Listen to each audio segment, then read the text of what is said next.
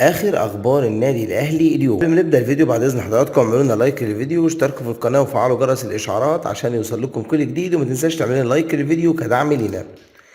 يلا نبدا الاخبار. النادي الاهلي وليد سليمان وديانج واحمد ياسر ريان شاركوا في التمرين. الف مليون حمد لله على السلامه. طيب مين تاني؟ طاهر ومحمد طاهر ومروان محسن اتمرنوا في الجيم، ولكن قدامهم فرصة انهم يرجعوا ويشاركوا في المباريات.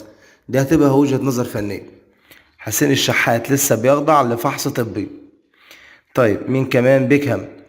الحمد لله بيكهام بقت سلبية والدنيا بقت 100 فل و14، وهيبدأ التمرين بكرة ان شاء الله مع الفريق. حلو كده حلو كده، و100 فل و14. ايه المشاكل الموجودة عند النادي الاهلي؟ حاليا لا توجد مشاكل داخل النادي الاهلي. بص عشان تبقوا عارفين بس من الاخر ان الاهلي بيدور على فردتين في الهجوم، سيرينيو، واحنا قلنا ان فرصة ان يتم التعاقد معاه قبل غلق باب الانتقالات مستحيل. اللعبة اللي بيلعبها سان داونز ان هم يضغطوا على الاهلي في الوقت ده، فالاهلي قال لا انا مش مستعجلين ومفيش مشكلة بالنسبة لنا. بداية الدوري هتبقى بالنسبة يعني القصة بالنسبة لنا سهلة شوية. القصه مش سهله في الدوري، سهله في الدوري سوري يا شباب. سهله ان انا ما اقدرش ادفع المبالغ دي كلها في لاعب زي سيرينيو، لكن هم عايزين النادي الاهلي من الشهر اللي فات بيأجلوا بيحلموا ان هم يكون معاهم في كاس العالم للانديه، لكن لن يسمحوا بموضوع الضغط ده.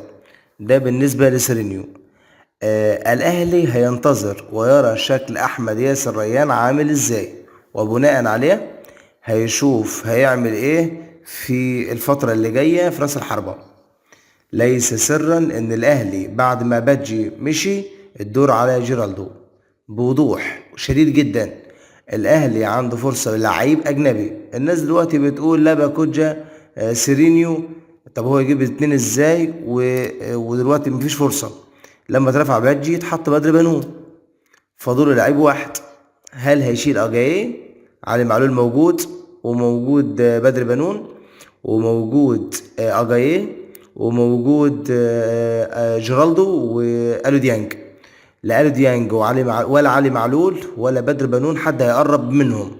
عندك جيرالدو وعندك اجاييه. اجاييه طبعا في لعيبه مقتنعه ومقتنعين جدا بمستواه، ولكن في الفتره الاخيره بين اصابات وارهاق، ولكن لا خلاف على مستوى اجاييه. فالاهلي بيبحث عن اتنين فراوده. هل ممكن حد من الداخل حد من الخارج؟ ولكن مؤكد ان الاهلي قبل كاس العالم، خدها مني معلومه وعلى مسؤوليتي، مؤكد ان الاهلي قبل كاس العالم للانديه هتكون صفوفه خلاص بقى نادي لا ينقصه شيء على الاطلاق، وحاطين عينيهم وماشيين بطريقتهم ماشيين باسلوبهم. ومعروف اسلوب النادي الاهلي الهدوء والسر والكتمان لحين حدوث الانجاز. ده طبيعة النادي الاهلي، وده الشغل اللي بيعمله النادي الاهلي دائما وابدا. ده سر النجاح. السوشيال ميديا والاعلاميين الكتيرة والبرامج الكتيرة بدأت تخلي بعض الاسرار بتتعرض قبل ميعادها. بتتعرف. الاهلي طبعا عشان كاس العالم للانديه احتمال يطلب من اتحاد الكوره انه يفتح باب الانتقالات بدري شويه. تتفتح 15 فبراير لحد 15 مارس، بتبقى لمده شهر. بس اعتقد ان يبقى صعب على اتحاد الكوره يعني. انت قافل 6 ديسمبر هتفتح بعد شهر؟ اعتقد صعب شويه يعني. ما هو النادي الاهلي يعني شويه معاه العذر، ولكن في نظام هيمشي على الجميع، محدش هيقدر يتكلم على ده نص كلمه.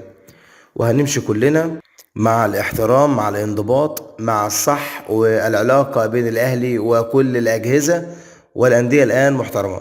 طيب كويس. منتظرين ايه في اللي جاي؟ منتظرين تفعيل أكتر. البعض امبارح قال انت ازاي بتقول ان الأهلي يروح يزور نادي الزمالك يلبي دعوة مجلس إدارة الزمالك؟ أنا شايف إنها فرصة كويسة ان الأهلي يكون في زيارة لنادي الزمالك دلوقتي. طب ما جاله كان في زيارة للوزير أشرف صبحي، طب فكرة كويسة برضه. يعني مجرد اللقاء نفسه كل ما أطلبه إن حالة الاحتقان موجودة بين الأهلي والزمالك تقل. وشايفين الفترة دي حالة هدوء بين النادي الأهلي وبين نادي الزمالك، لا في انفعالات ولا في مشاكل ولا في أزمات ولا في أي حاجة خالص. ولا المنافسة هيكون مكانها الملعب بإذن الله، سواء أهلي أو زمالك أو إسماعيلي أو الاتحاد أو المصري أو المحلة أو الأندية القادمة زي البنك الأهلي وزي سيراميكا اللي داخلة بقوة في الموضوع. أكيد أكيد هتخلينا السنة دي نتفرج على دوري محترم بإذن الله. ده تقريبا كل ما يخص النادي الأهلي، لأنه ما عندوش مشاكل. التمرين كان امبارح والتمرين كان في حالة من السعادة، لكن في حالة من الجدية، لأن موسيماني فاجئ الناس باجتماع في محاضرة وشرح الفترة اللي جاية الدور تمام ومبسوطين وفرحانين. انتهى هذا الأمر بالنسبة لنا، احنا بنفكر في اللي جاي، واللي جاي بالنسبة لنا هيكون هو الأهم، لأن الناس ومصر أكيد يعني موسيماني عرف طبيعة الأهلاوية وطبيعة المصريين.